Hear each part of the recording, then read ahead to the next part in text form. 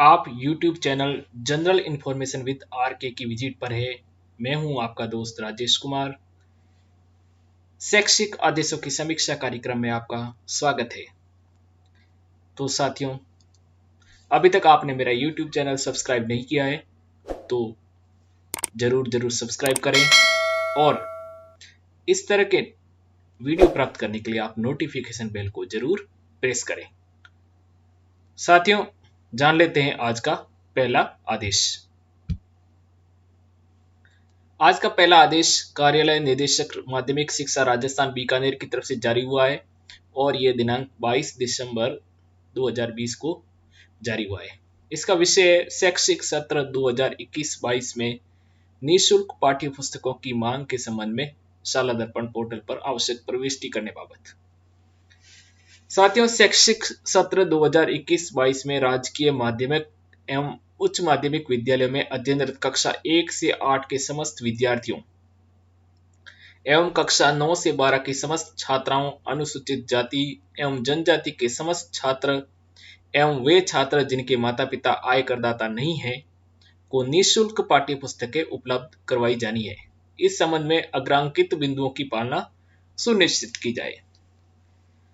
शाला दर्पण पोर्टल पर निःशुल्क पाठ्य पुस्तकें मॉड्यूल सत्र 2020-21 के वितरण की 100% प्रविष्टि दिनांक 29 दिसंबर 2020 तक आवश्यक रूप से की जाए। साथियों, यहाँ पर यह बिंदु जरूर नोट करें कि सत्र 2020-21 के वितरण की 100% प्रविष्टि दिनांक 29 दिसंबर 2020 तक आवश्यक रूप से कर दी जाए।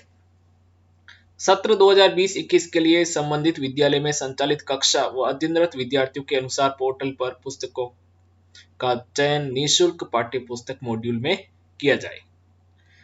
पोर्टल पर सत्र 2020-21 के वितरण की 100% प्रविष्टि पश्चात विद्यालय स्तर से प्रारंभिक स्टॉक, वितरित स्टॉक व अंतिम शेष स्टॉक लॉक किया जाना है।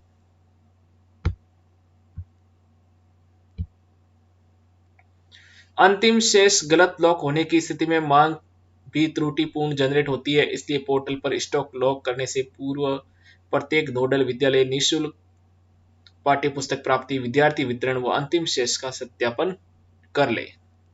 समस्त विद्यालयों द्वारा स्टॉक लॉक के उपरांत संबंधित नोडल द्वारा पोर्टल से सत्र 2021-22 की नोडल डिमांड जनरेट करते हुए 29 दिसंबर 2020 तक लॉक किया जाना सुनिश्चित करें। जिला स्तर से मांग लॉक करने के पश्चात मॉड्यूल में प्रदर्शित ब्लॉक, कक्षा एवं विषयवार मांग का प्रिंट निकालकर सत्यापित प्रति जरिए ईमेल दिनांक 29 दिसंबर 2020 तक इस कार्यालय को प्रेषित की जाए।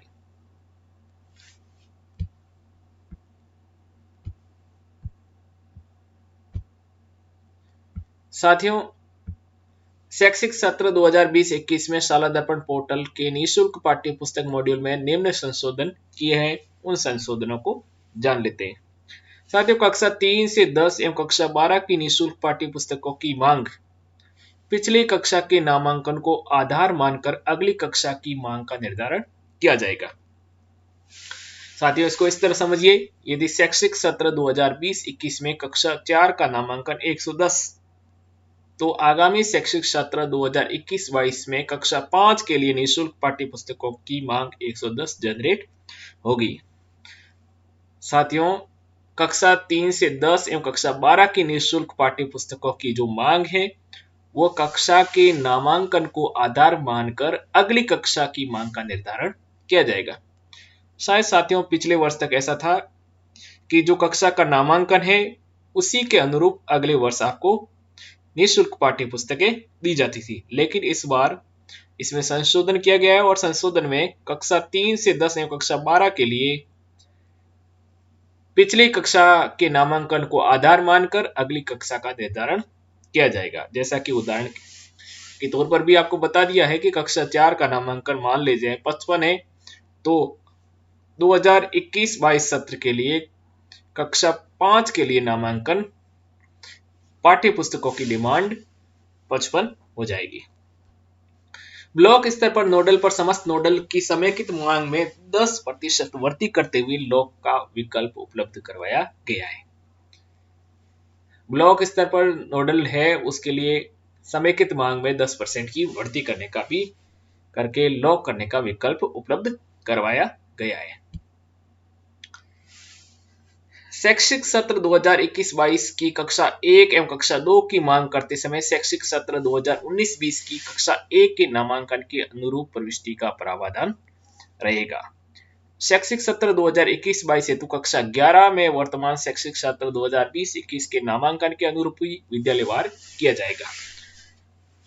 ब्लॉक स्तर पर विद्यालय ब्लॉक स्तर नोडल पर समस्त नोडल की समेकित मांग में 35% वृद्धि करते हुए लॉक का विकल्प उपलब्ध करवाया गया है।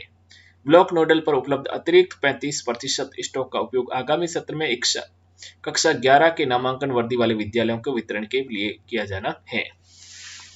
साथियों, विद्यालय स्तर पर जो पाठ्य पुस्तकों की एंट्री कक्षा 11 के लिए करनी है वो 2020-21 के नामांकन के अनुरूप ही करनी है और उसी के अनुरूप 2021-22 में पाठ्य पुस्तकें मिलेगी। परंतु ब्लॉक स्तर पर नोडल पर समस्त नोडल की समेकित मांग में 35% वृद्धि करने का विकल्प भी दिया हुआ है और ये जो 35% अधिक जो विकल्प है ये कक्षा 11 में जो नामांकन में वृद्धि होगी उसके लिए वितरण किया जाएगा।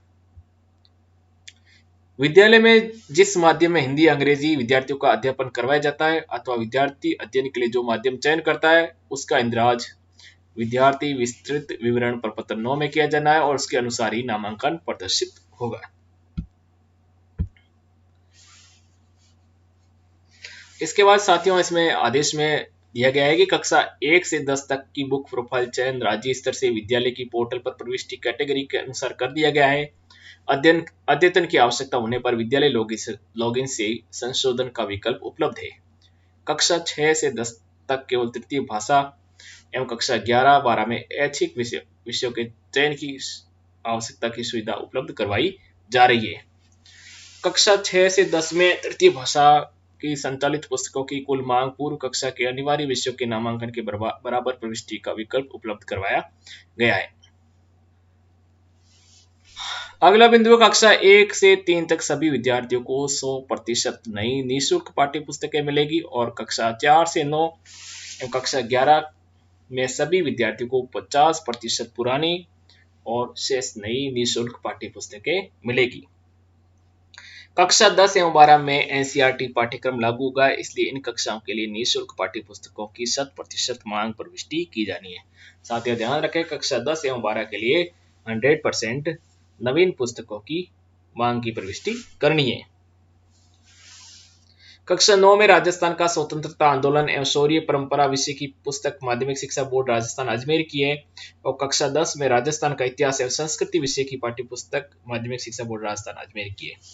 कक्षा 11 में आजादी के बाद का स्वर्णिम भारत भाग 1 सिंधी साहित्य, गुजराती साहित्य, पंजाबी साहित्य, राजस्थानी साहित्य, प्राकृत भाषा, फारसी साहित्य, संगीत, दर्शन शास्त्र, शारीरिक शिक्षा, लोक प्रशासन, भू विज्ञान, कृषि विज्ञान, कृषि रसायन, कृषि जीव विज्ञान, पर्यावरण विज्ञान, कनिष्ठ उपाध्याय की संस्कृत, वाग्मय आदर्श, काव्य शास्त्रालोक, व्याकरण शास्त्र एवं संस्कृति शिक्षा सामान्य विज्ञान विषय की पाठ्य पुस्तकें माध्यमिक शिक्षा बोर्ड राजस्थान अजमेर की प्रचलित रहेगी।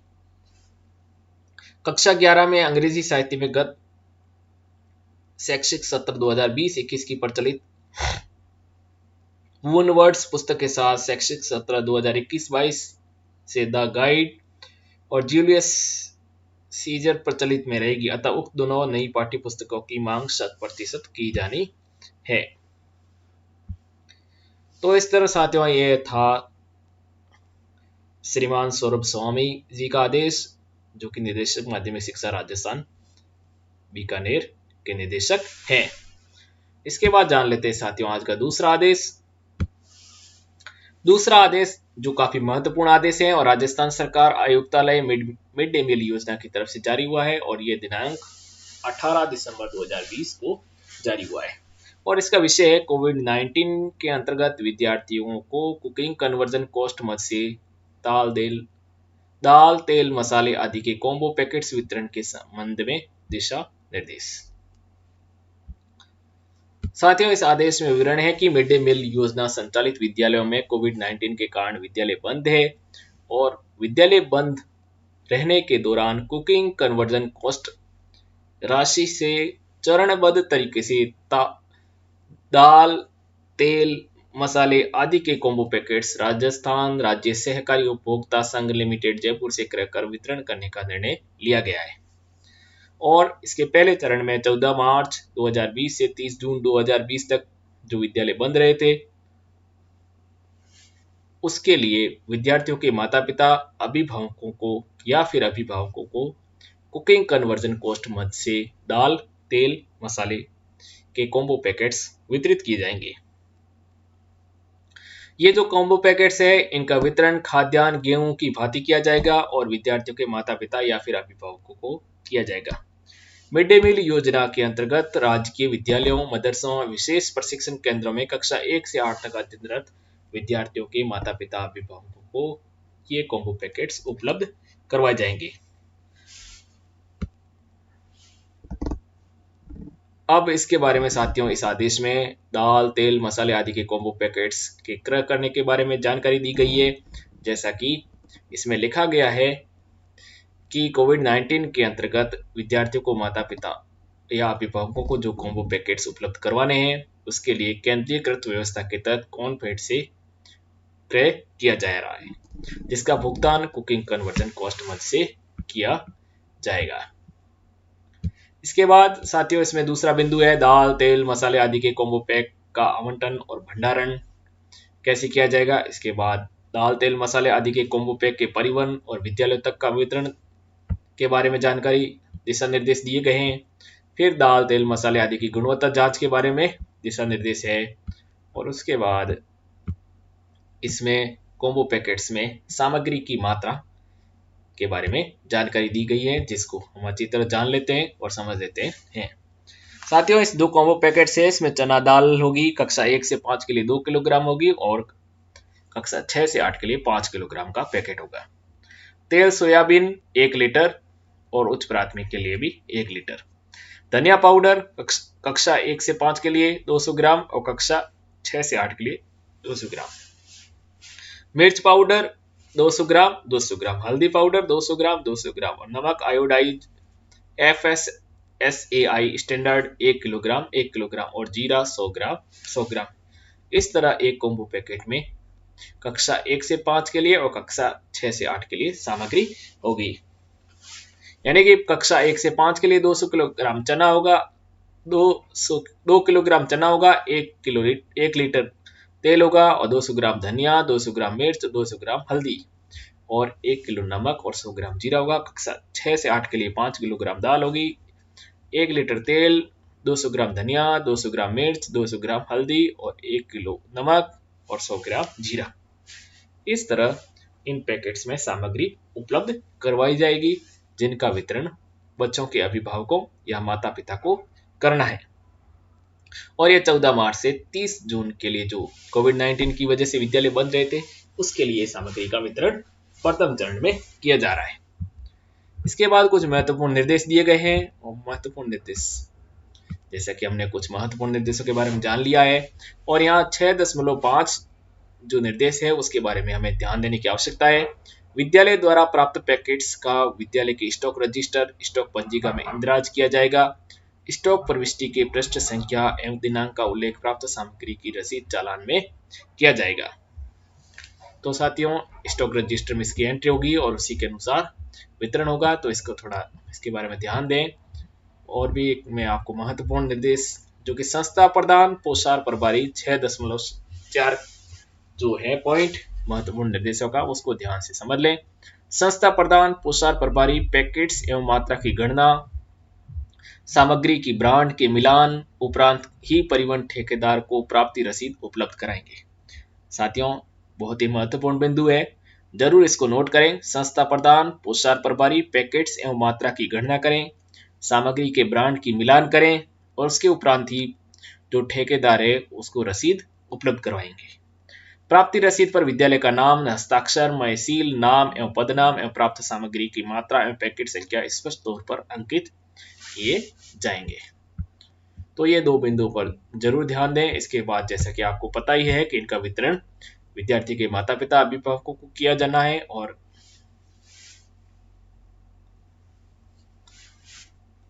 और इसके बारे में साथियों कोई महत्वपूर्ण निर्देश है नहीं, और जैसा कि इसके बारे में हमने अच्छी तरह जान लिया है। ये साथियों इस जो पत्र में है कि कक्षा 1 से 5 के लिए कितने पैकेटों की आवश्यकता थी, कितनी आवश्यकता है, इसके बारे में सूचना उपलब्ध करवानी थी, और वो हमने सूचना पूर्व में सभी ने उपलब्ध करवा दी है।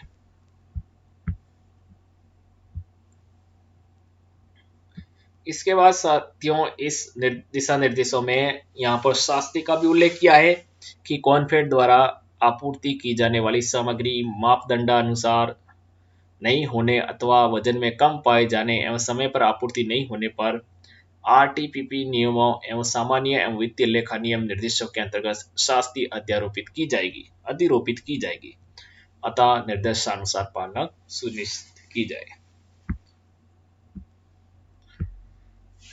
इसके बाद साथियों आज का तीसरा आदेश है राजस्थान स्कूल शिक्षा परिषद की तरफ से, और ये दिनांक 21 दिसंबर 2020 को जारी हुआ था, और ये एक कारण बताओ नोटिस है। साथियों ये नोटिस दैनिक ऑनलाइन उपस्थिति मॉड्यूल में दर्ज की गई उपस्थिति की रिपोर्ट के विश्लेषण से ज्ञात होता है कि आपके विद्यालय द्वारा पोर्टल पर मॉड्यूल प्रारंभ होने से अब तक एक बार भी ऑनलाइन उपस्थिति दर्ज नहीं की है।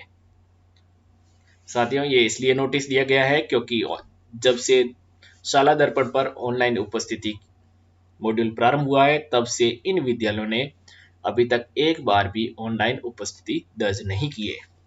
शाला दर्पण पोर्टल पर दैनिक ऑनलाइन उपस्थिति मॉड्यूल के संबंध में विभागीय आदेश शिविरा माध्यमिक शाला दर्पण 60304/2019 751 दिनांक 15/1/2020 और अन्य दूसरा आदेश 26 नवंबर 2020 को जारी किए गए थे। आपका उक्त कृत्य विभागीय आदेशों की अवहेलना है और घोर लापरवाही की श्रेणी का होने के साथ ही समुचित परीक्षण की उपलब्धता का द्योतक भी है। और इसमें संस्था प्रधानों की 42 विद्यालय थे, उनकी सूची थी। अगर ये आप सूची देखना चाहते हैं तो आप वीडियो के डिस्क्रिप्शन बॉक्स में जाएं और दी गई पीडीएफ फाइल को ओपन करके सूची देख सकते हैं। इसके बाद अगला आदेश है राजस्थान सरकार वित्त विभाग का, और जयपुर से दिनांक 18 दिसंबर 2020 को जारी हुआ था, और इस आदेश में अधिसूचना है ये, और इस अधिसूचना में सार्वजनिक अवकाशों की सूची है। जैसा कि आप साथियों देख पा रहे हैं इस बार इस जो अगले वर्ष है उसके सार्वजनिक अवकाश की सूची है, तो गणतंत्र दिवस 26 जनवरी 2021 को है और उस दिन सार्वजनिक अवकाश रहेगा। इसी तरह महाशिवरात्रि को 11 मार्च को और धुलंडी 29 मार्च को। वार्षिक बैंक खाता बंदी 1 अप्रैल को, डॉक्टर अंबेडकर जयंती 14 अप्रैल को, रामनवमी 21 अप्रैल को, ईद उल फितर 14 मई को, ईद उल जुहा 21 जुलाई को, मुहर्रम 19 अगस्त को, श्री कृष्ण जन्माष्टमी 30 अगस्त को, गांधी जयंती 2 अगस्त को, विजयदशमी 15 अक्टूबर को, गांधी जयंती 2 अक्टूबर को, विजयदशमी 15 अक्टूबर को, दीपावली 4 नवंबर को, गोवर्धन पूजा 5 नवंबर को, गुरु नानक जयंती 19 नवंबर को और क्रिसमस डे 25 दिसंबर को। और साथ ही उसमें कुछ ऐसी भी सार्वजनिक अवकाश है जिनके दिन रविवार आता है, इस कारण उनका उल्लेख ऊपर में नहीं किया गया। जैसे महावीर जयंती 25 अप्रैल को रविवार है, स्वतंत्रता दिवस 15 अगस्त 2021 को रविवार है, और रक्षाबंधन को भी रविवार है। तो इस तरह ये सार्वजनिक अवकाशों की सूची थी। और इसके बाद हम जान लेते हैं अगला आदेश। अगला आदेश कार्यालय निदेशक माध्यमिक शिक्षा राजस्थान बीकानेर की तरफ से दिनांक 22 दिसंबर 2020 को जारी हुआ था, और इसका विषय है मिड डे मील योजना के तहत कक्षा 1 से 8 तक के विद्यार्थियों को कुकिंग कन्वर्जन कॉस्ट राशि के तहत कॉम्बो पैकेट्स दाल तेल मसाले इत्यादि उपलब्ध करवाने के संबंध में। साथियों हमने कुछ देर पहले इन कॉम्बो पैकेट्स के बारे में समझा था, और वो था कॉम्बो पैकेट्स वितरण से संबंधित दिशा निर्देश, और ये है कार्यालय निदेशक माध्यमिक शिक्षा राजस्थान बीकानेर का आदेश। साथियों इस आदेश में लिखा हुआ है कि राजस्थान स्कूल शिक्षा विभाग भारत सरकार के दिशा निर्देशों के तहत कक्षा 1 से 8 तक के विद्यार्थियों को कोविड-19 के दौरान विद्यालय बंद रहने की अवधि में खाद्य सुरक्षा भत्ते के रूप में कुकिंग कन्वर्जन कॉस्ट राशि के तहत कॉम्बो पैकेट्स दाल तेल मसाले इत्यादि उपलब्ध करवाए जा रहे हैं। इस संबंध में आपको निर्देशित किया जाता है कि भारत सरकार की इस योजना के महत्व को देखते हुए विद्यालय जहां मिड डे मील योजना संचालित है उन विद्यालयों के प्रधानाचार्य, प्रधानाध्यापक तथा मिड डे मील प्रभारी को निर्देशित किया जाए कि वे शीतकालीन अवकाश अवधि में भी कॉर्नफेड के परिवहन ठेकेदार द्वारा आपूर्ति किए जाने के समय विद्यालय में उपस्थित रहे और आपूर्ति प्राप्त कर संग्रहण की कार्रवाई करे। तो साथियों, ये जो वितरण का आदेश था और इसमें स्पष्ट कर दिया गया है कि इस दौरान प्रधानाध्यापक, प्रधानाचार्य और मिड डे मील प्रभारी को ठेकेदारों द्वारा इन पैकेट्स के वितरण के समय विद्यालय में उपस्थित रहना है। और यह आदेश IAS निदेशक प्रारंभिक शिक्षा एवं माध्यमिक शिक्षा राजस्थान बीकानेर के निदेशक सौरभ स्वामी जी के हस्ताक्षर है। इसके बाद जान लेते हैं अगला आदेश, राजस्थान सरकार आयुक्तालय मिड डे मील योजना। और साथियों, यह वही आदेश है जो कि हमने इसके दिशा निर्देशों को कुछ देर पहले समझा था और इसमें भी विवरण दिया गया है कि इनका वितरण है वो शीतकालीन अवकाश के दौरान किया जाना है। तो प्रधानाचार्य, प्रधानाध्यापक और मिड डे मील प्रभारी को निर्देशित किया जाए कि वे शीतकालीन अवकाश की अवधि में कॉर्नफेड के परिवहन ठेकेदारों द्वारा आपूर्ति किए जाने के समय में विद्यालय में उपस्थित रहे। क्योंकि साथियों, जो पूर्व का आदेश था ये वाला कार्यालय निदेशक माध्यमिक शिक्षा राजस्थान बीकानेर का, जिस पर निदेशक के हस्ताक्षर है, यह आदेश इसलिए जारी हुआ था क्योंकि ये राजस्थान सरकार आयुक्तालय मिड डे मील योजना के अंतर्गत पूर्व में 21 दिसंबर को एक आदेश जारी हुआ था और उसमें ये ब्यौरा दिया गया था कि इनका वितरण शीतकालीन अवकाश में भी चालू रहेगा। तो इस दौरान ऐसी कहीं परेशानी नहीं आए कि विद्यालय बंद मिले, इसलिए इस आदेश की पालना में निदेशक महोदय को ये वाला आदेश जारी करना पड़ा, जिसमें स्पष्ट लिखा गया है कि विद्यालयों के प्रधानाचार्यों, प्रधानाध्यापक तथा मिड डे मील प्रभारी को निर्देशित किया जाता है कि शीतकालीन अवकाश में विद्यालय में उपस्थित रहे।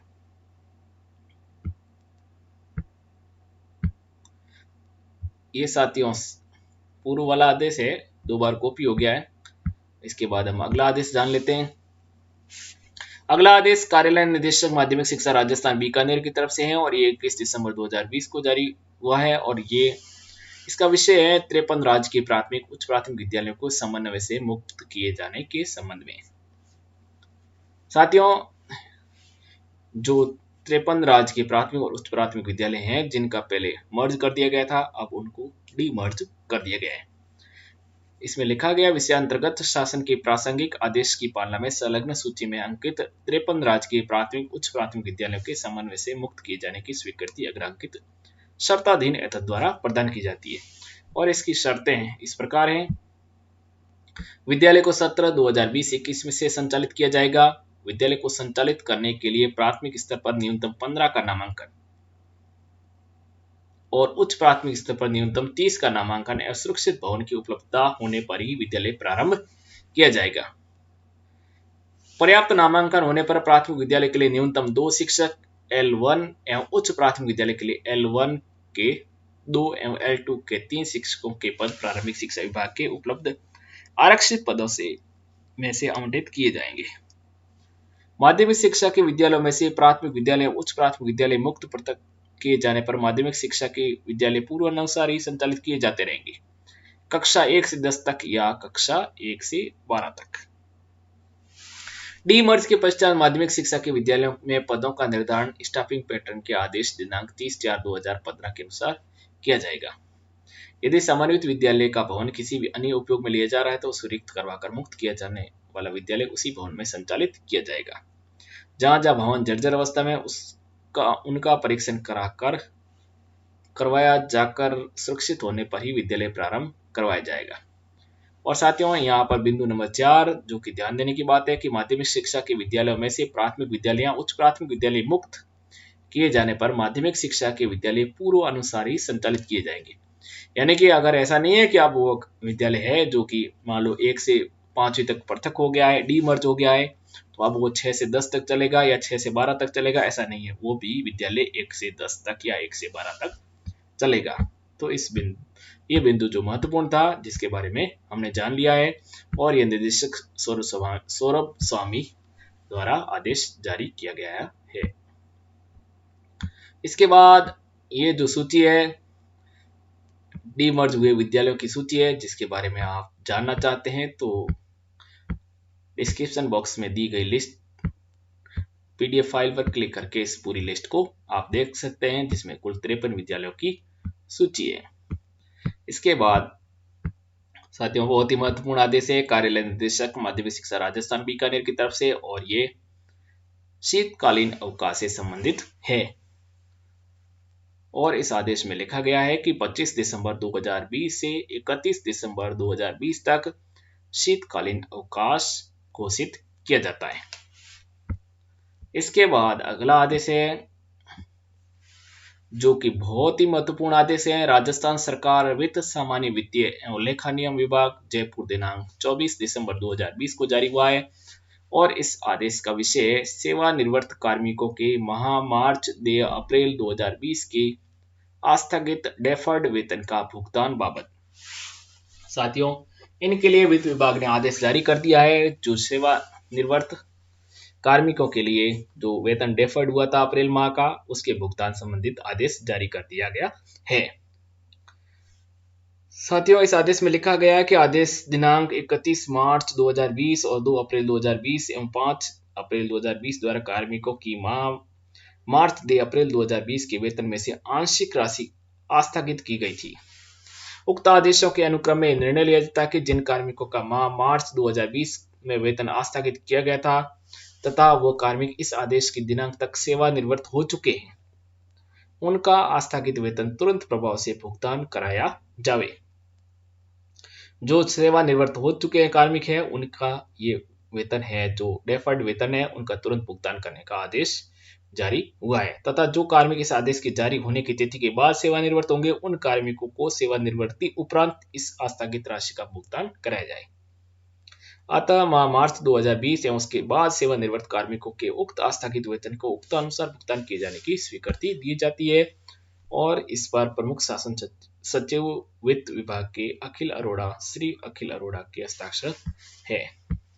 इसके बाद जान लेते हैं साथियों अगला आदेश, और ये अगला आदेश है जो कि कार्यालय निदेशक माध्यमिक शिक्षा राजस्थान बीकानेर की तरफ से जारी हुआ है, और जो कि एक कारण बताओ नोटिस है और दिनांक 23 दिसंबर 2020 को जारी हुआ है। निम्नांकित सूची में अंकित कार्मिक द्वारा उनके नाम के सम्मुख अंकित विद्यालय में व्याख्याता के पद पर कार्यरत रहते हुए विद्यालय के शैक्षिक दायित्वों का निर्वहन किया है। विद्यालय में कार्यरत रहने के दौरान सत्र 2019-20 में कक्षा 12 का परीक्षा परिणाम उनके नाम के सम्मुख अंकितानुसार राज्य जो कि विभागीय मानदंड से न्यून है। साथियों रिजल्ट मानदंडों से कम रहने की वजह से ये कारण बताओ नोटिस है, और इसके संदर्भ में 15 दिवस में इन सभी को कारण बताओ नोटिस का जवाब देना है जिनका परिणाम विभागीय मानदंडों के से कम रहा है। कारण बताओ नोटिस के प्रत्युत्तर में स्पष्ट रूप से अंकित किया जाए, जिसमें शुद्ध नाम, मूल पद एवं जन्म तिथि का अंकन, विद्यालय का पद स्थापन कब से कब तक का, और आपके द्वारा शिक्षण करवाए गए विषयों में छात्रों की कुल संख्या के आधार पर परीक्षा परिणाम प्रतिशत निकालकर अंकित करें। इस तरह उनको ये कारण बताओ जवाब देना है। और इससे संबंधित आप सूची देखना चाहते हैं तो डिस्क्रिप्शन बॉक्स में दिए गए लिंक पर क्लिक करके आप पूरी सूची देख सकते हैं कि किन किन साथियों को नोटिस प्राप्त हुआ है। और इस पर रचना भाटिया RAS अतिरिक्त निदेशक माध्यमिक शिक्षा राजस्थान बीकानेर की हस्ताक्षर है। तो साथियों ये था आज का कार्यक्रम। ये कार्यक्रम आपको कैसा लगा कमेंट बॉक्स के माध्यम से अपनी राय जरूर दें। मिलते हैं अगले वीडियो में, तब तक के लिए नमस्कार।